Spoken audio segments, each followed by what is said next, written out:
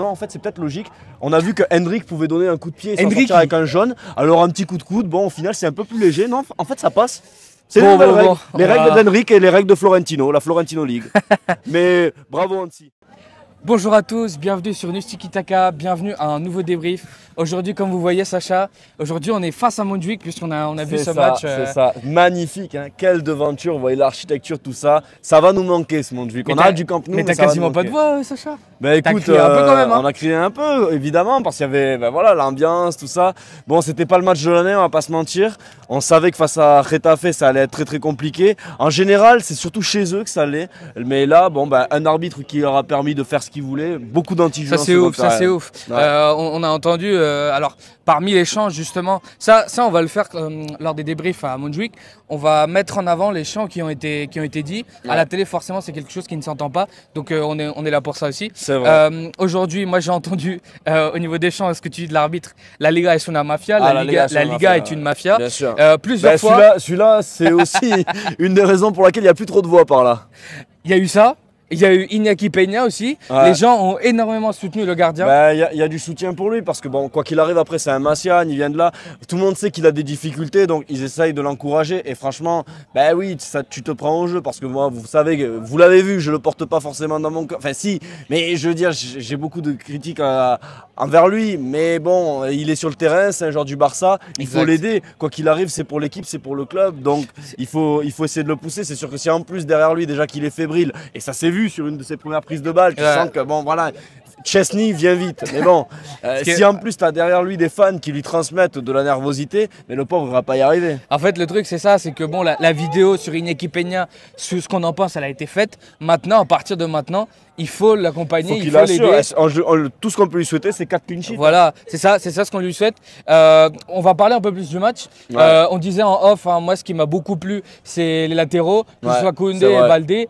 On a vu, pour moi, l'une des meilleures versions de Baldé de ces dernières années. Ouais. Sur le côté, il arrivait à faire des différences. Il était là dans le 1-2. Il arrivait aussi à faire le repli défensif. Toi, qu'est-ce que tu en as pensé, Sacha? Moi, je suis tout à fait d'accord avec toi. Je trouve même qu'il monte en puissance physiquement. Ça lui a fait du bien de se reposer lors du dernier match. Et là, vraiment, aujourd'hui, on avait l'impression de voir une mobilette. Je trouve qu'ils sont un peu interchangés en protagonisme. C'est-à-dire que pour moi, la première mi-temps de Koundé, c'est vraiment exceptionnel, c'est l'homme de la première mi-temps, il est partout, il récupère toutes les balles, il a une grosse capacité d'abattage. Et seconde période, là, moi j'ai du moins plus vu Baldé dans ça, notamment au niveau de ses débordements, de sa capacité à être trouvé avec l'ailier, vraiment il combinait vraiment beaucoup et tout, il était très déséquilibrant. Et on retrouve un Baldé qu'on avait vu il y a 2 saisons auparavant, ce qui lui avait valu de s'installer directement dans ce poste. Donc franchement ça fait vraiment plaisir, tu l'as dit, les ailiers ont été très bons. Moi je trouve aussi qu'Inigo Martinez, encore une fois, il a tenu la baraque, mais j'aimerais franchement... Il a fini avec des difficultés. Hein, ouais, il a fini, parce qu'en fait les mecs sont juste complètement crevés.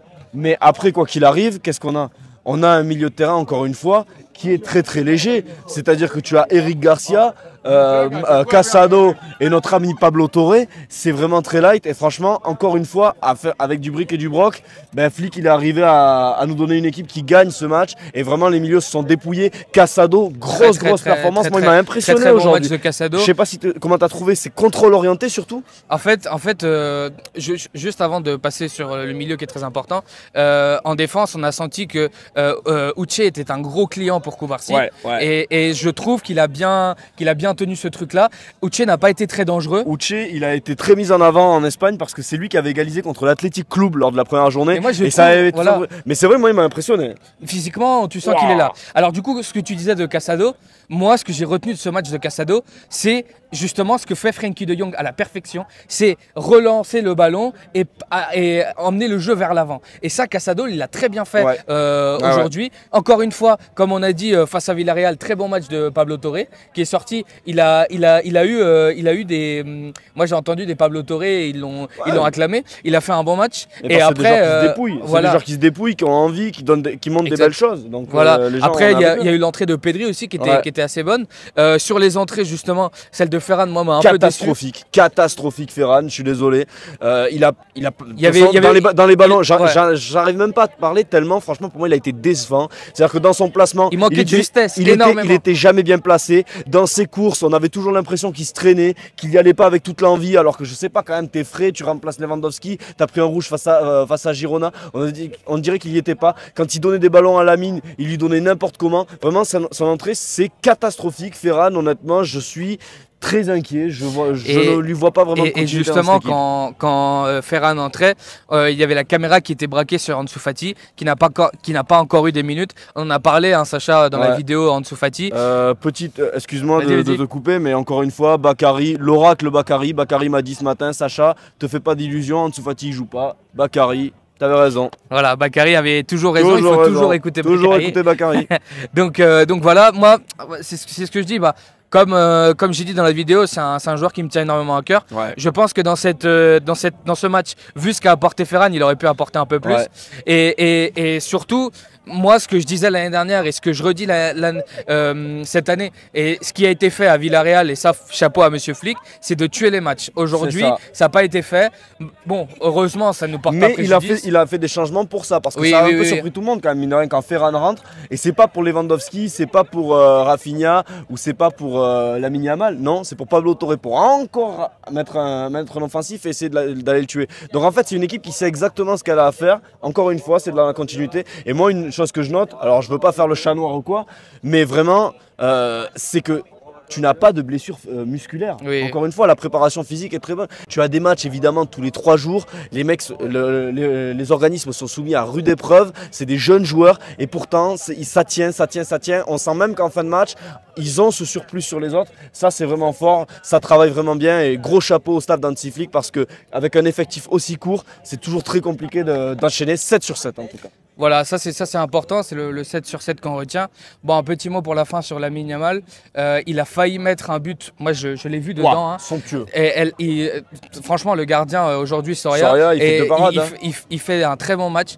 Et c'est là où moi je dis que j'en veux pas tellement à Hansi Flick sur ce match-là, parce que le Barça a eu des occasions, le Barça aurait pu. Il y a eu une tête aussi de Rafinha où il était tout seul. Crocage. Voilà. Là, Rafinha, tu l'as croqué celle-là. Donc bon, le Barça a eu des occasions et il aurait pas fallu se faire punir à la fin sur Borja Mayoral qui rate complètement juste devant la cage. Réussite. Voilà. Donc au final, bon, on peut que être heureux.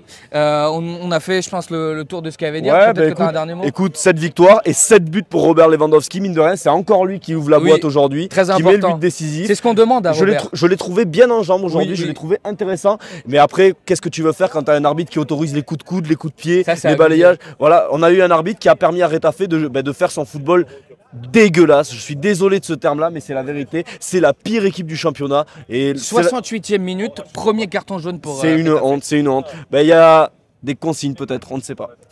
Bon, on l'espère pas, sinon ça veut dire que la Liga est una mafia. On va pas pousser ce champ, même si bon, la prestation de l'arbitre, c'est un peu du tout. Moi, c'est ce que je retiens justement de ce match. En fait, le 7 sur 7. Pardon, excuse-moi. Non, en fait, c'est peut-être logique. On a vu que Hendrik pouvait donner un coup de pied et s'en sortir avec un jaune. Alors un petit coup de coude. Bon, au final, c'est un peu plus léger. Non, en fait, ça passe. C'est les nouvelles règles. Les règles d'Henrik et les règles de Florentino, la Florentino League. Mais bravo Hansi, bravo. Voilà, le plus important comme tu dis c'est le 7 sur 7. On verra ce que ça va donner en Ligue des Champions contre le Young Boys. On attend énormément cette rencontre pour encore une fois effacer un peu ce qui s'est passé à Monaco. On va voir ce que ça va donner. Gagner au Sadar. Gagner au Sadar. Pour mon anniversaire. Voilà, n'hésitez pas encore une fois à lui envoyer des petits messages pour son anniversaire. Aujourd'hui du coup on a fait le tour, je pense qu'on peut se dire au revoir sur cette vidéo. Merci à toi Sacha d'être encore là. Merci à toi Maestro, merci Lewandowski, merci le Barça. Merci Nussi Kitaka, merci les abonnés du Visca.